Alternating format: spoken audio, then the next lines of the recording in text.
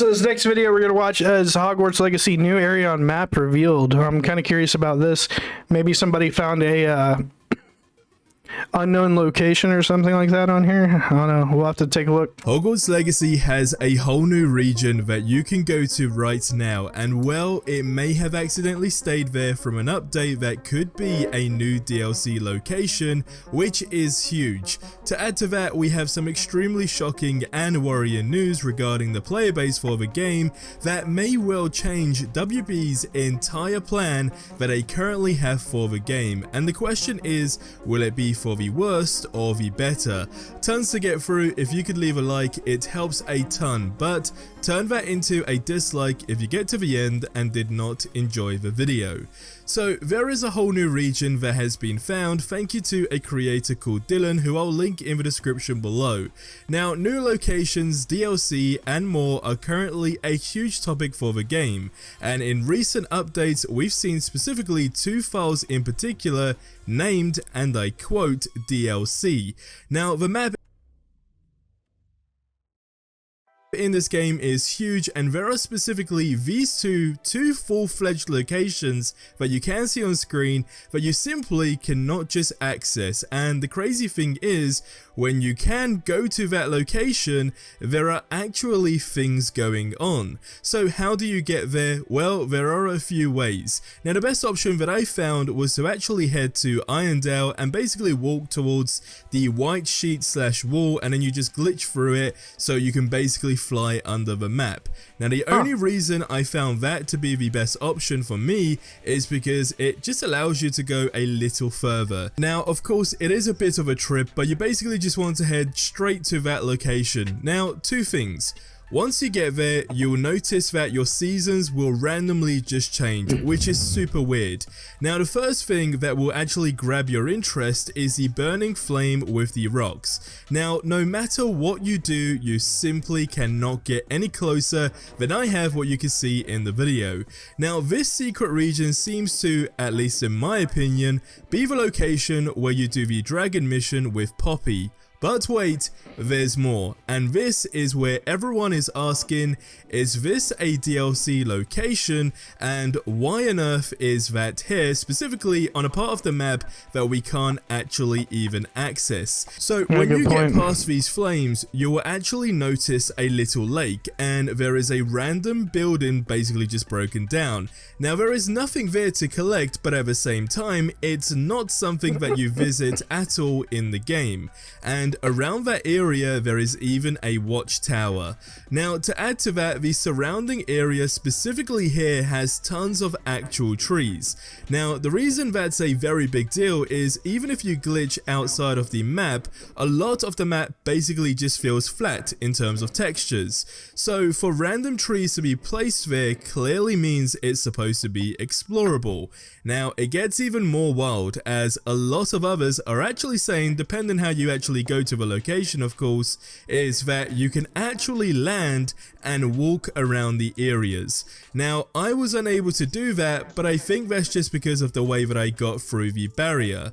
But I think overall that is just absolutely insane. So go ahead and give this a go ASAP before it gets patched, and I want to know what you guys think about this. Is it a DLC? Is it random? Was it by accident? Or was it something they just did at a last minute decision? I mean, it most possibly could be a DLC. I don't know exactly what they'd put there, though. I mean, I was hoping more for a Quidditch DLC myself. And basically decided to make the call on just removing it from the game, which we know they've done quite a lot of, but it does make you wonder for sure, as this map is huge and there is a lot of potential. But let me know your thoughts below. Now, before I continue, I've got a really cool sponsor that I know you will love, so let's roll the ad and then we'll continue into the video. So today's video is sponsored by Private Internet Access, a VPN which literally unblocks the world for you and even gives you access to the entire Harry Potter collection on Netflix. You know when you're searching for something on Netflix and they tell you, hey, we know exactly what you're looking for, but we ain't got it. Well, in a nutshell, it's a lie. They just don't have it for you because of your region, and in this case, the Harry Potter series is only available in Australia and Turkey, so if you don't live there, you would never have access to it. And this VPN on the flip side, why is it not available in the US? That's weird. Allows you to go to Australia or Turkey and get access to it. Now, watching Netflix without the private internet access VPN is like also paying for pre-order skins in a video game, but you can only equip the free ones. Now, some online deals are cheaper as well when purchasing in different regions, such as clothes, flights, and even games. So this is where a VPN can actually save you a lot of money too. But what it also does is hides your IP address and safeguards your internet connection through an encrypted tunnel. But for example, browsing the internet with an unencrypted connection is literally the equivalent of sending a private message to a group chat, except everyone just saw that terrible meme and or joke. But thanks to the encrypted tunnel this software has, it shields your digital life from the eyes of those that are looking to exploit your private information. And it's so easy to use. Once downloaded, you literally just choose your region, turn it on, and you are good to go.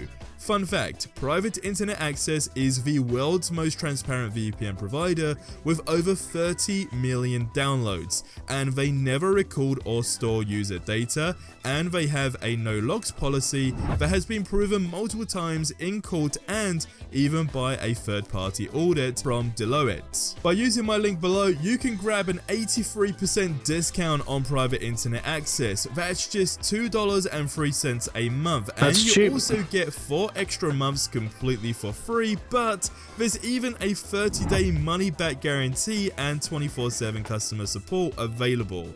Not to mention, the entire Harry Potter series on Netflix is just a click away. I mean, come on, that's a no-brainer. Click the link in the description below and unlock your world. Now, we do have some bad and worrying news for Hogwarts Legacy, specifically regarding the player base. Now, the numbers in terms of people playing the game has dropped massively. So it says, and I quote, Hogwarts Legacy's average player count has dropped by 47% in just the last month alone, with its peak concurrent players on Steam in the last 24 hours sitting at around 98,000 in comparison to the 527,000 players it had at launch.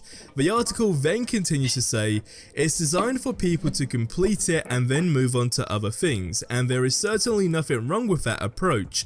In fact, many people would rather prefer games to have a definitive end instead of being dragged out so they can play more things, instead of sticking with the same game forever. Now, there is a valid point there, but at the same time, we know WB Games have clearly stated in some sort of way that that is definitely not their intention. Now, from a revenue standpoint, this game was massive for them, and of course they have had exclusive deals, for example with PlayStation, and again that caused quite a lot of conversation in the community because arguably it has been said that the PlayStation exclusive mission is quite literally, again based on tons of opinions out there, the best mission in the game. And of course it is exclusive, but it is a timed exclusive. Now, the bad news is that the only reason they have started to go radio silent is because of the last gen release of the game.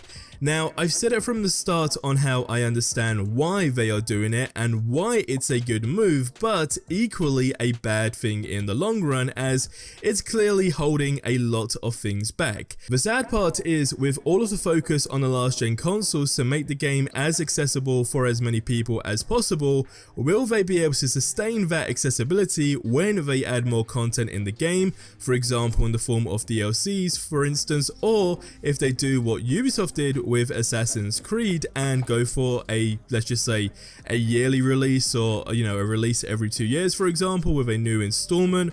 Would that also go to the last gen consoles? That's the big question, because again, we know there's console limitations and there's only so much you can make accessible for the most part in terms of actually giving a good quality game. Because sure, they might go ahead and be able to release it on the last gen consoles, but there might be a clear differentiation between one another, right? Which at that point, if the game is retailing for the same price, pretty much no one is going to be happy in regards to that, right? Why would you pay the same price for a game that looks nothing like the game on the new gen consoles, for example? So there would be an issue there, and that's why I think with seeing the player base drop in particular, I do genuinely feel that their whole sort of strategy they have, or their plan at least anyway, may very well be tweaked.